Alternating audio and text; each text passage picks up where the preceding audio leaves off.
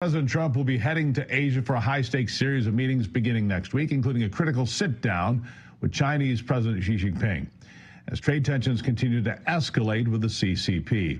The White House confirmed that President Trump will depart for Malaysia tonight. He will meet with Malaysia's prime minister on Sunday before traveling to Japan to meet that country's new prime minister, the first woman to hold the job. President Trump will then meet with South Korean President Lee Jae-myung on Wednesday and deliver keynote remarks at a CEO luncheon during the Asia-Pacific Economic Cooperation Forum Summit. All of this leads up to his Thursday meeting with Chinese President Xi Jinping, where he is expected to press China on trade and rare earth exports, among other things. The Trump administration says the president remains optimistic about a deal, insisting America will stand firm against China's unfair trade practices while putting American jobs and manufacturing first. Joining me now to discuss all of this, former special assistant to the president and a retired Army Colonel, Derek Harvey. Colonel, nice to see you on a Friday. Thank you. This is a high-stakes meeting with the president and Xi Jinping. It's an important part of this trip. He's doing a lot on the trip. Trade deals will be discussed, but the trade deal with China could be pivotal. The stock market doing well right now. Everything seems to be booming. A deal with China could really boost the economy even further. So it's an important conversation, but at the same time, Donald Trump is not going to give anything away. He's rebalancing world economics, isn't he?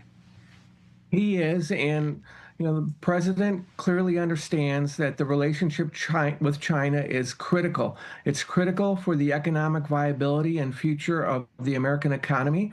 The American economy will drive our defense industry and set the stage for our future. And we are in a competition with China militarily, geopolitically, and economically. Whether it's in rare earth minerals, where we need more and they have a stranglehold on it, or whether it's about overall trade dominance. China, has tremendous trade surpluses in manufacturing with the rest of the world. So this is very important as China tries to extend its influence across so many sectors. Yeah. Now, I've heard some people on the left in the last 48 hours expressing concern that President Trump would be willing to allow China to basically take control of Taiwan, to back away from the deal that we've had with Taiwan for decades. I don't expect that, Colonel. What are your thoughts? The administration is committed to the policy of strategic ambiguity, which means that we keep it unclear for Beijing and its strategic calculations in going after Taiwan and creating, they talk about invasion, resolving this issue ultimately within the next few years. And I think the United States is beefing up its defense capabilities and partnering more aggressively in the region. So I think, we're trying to maintain that strategic ambiguity to cause doubt in the minds of the leaders in Beijing. Yeah, let me discuss something here that's also very important. That's agricultural exports to China from the United States. It's certainly something that's going to be discussed. Soybeans come to mind. If you listen to the left, you would believe that somehow American farmers are being destroyed by these tariffs. I've spoken to a number of soybean farmers in the last 48 hours. They all tell me the same thing. Soybean prices today are a little bit higher than they were in the fall. In fact, the 52-week low was December of 24. And they've all told me the same. We're doing a little bit better. And I said, how is that? They said, because we're looking at new markets like Japan. We're looking at new applications like biodiesel. And this, again, is Donald Trump saying, look, we need to cut our ties. We can't have our dependence on China the way it's been for the last many years.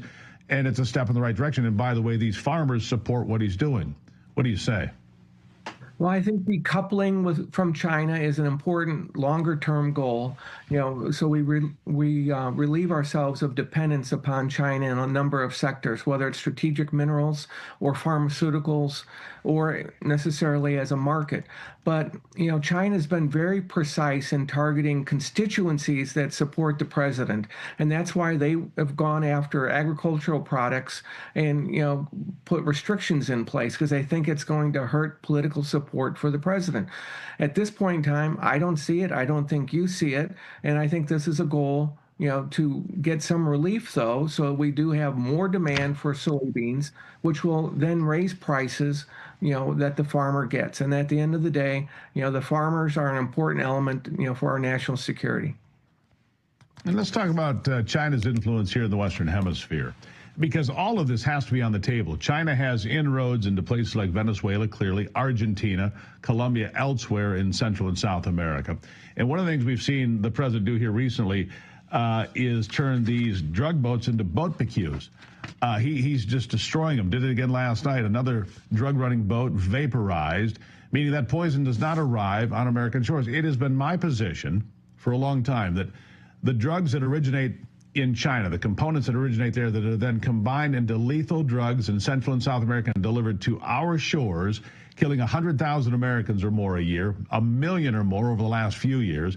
That, to me, is a declaration of war, not just by China, but by the drug cartels. I think turning the drug war into a shooting war is something most Americans are okay with. What do you think? Well, I agree with you, and I think, it's finally time that we treat this as a war, and that's what the president and his team have done, and that's outstanding.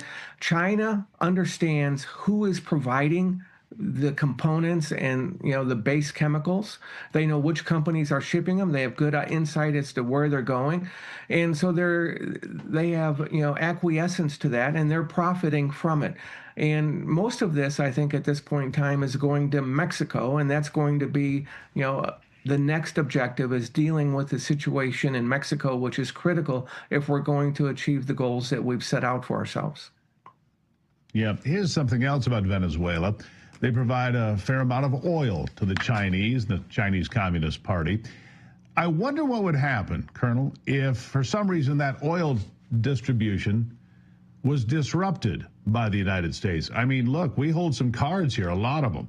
If the oil delivery to China was disrupted from Venezuela, it would really impact their economy, which doesn't do nearly as well as they try to tell the world. In fact, it could really be a critical factor in the conversations come next week. Yes, China is very dependent upon energy sources coming from the Middle East region. We don't get really anything from the Middle East region in the United States. It's China that's very dependent upon it, and it's a lifeline for them, but also from other sources such as Venezuela and places in Africa. So, they are dependent. It's a point of leverage that we have. Thankfully, we've got energy independence, and we've got the export capability for energy.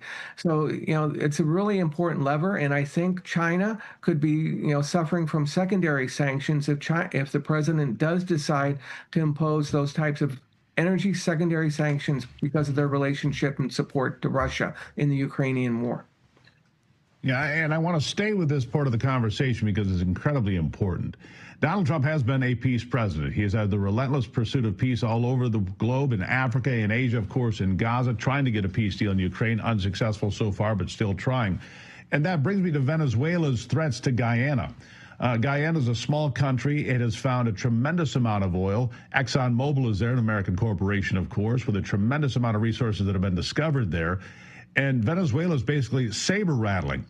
I think that this peace president might find a line in the sand if Venezuela decided to cross the border into Guyana. What are your thoughts there? Well, I would hope that the administration would be very firm and communicate decisively that, any effort by Venezuela to threaten, the integrity and the sovereignty of Guyana will not be accepted. It's a vast, mostly uninhabited area, but it's got tremendous natural resources to include oil and gas. Venezuela covets that. We should be very firm and support, a friendly country on the border of Venezuela. And I can't imagine that we would allow or tolerate anything like that.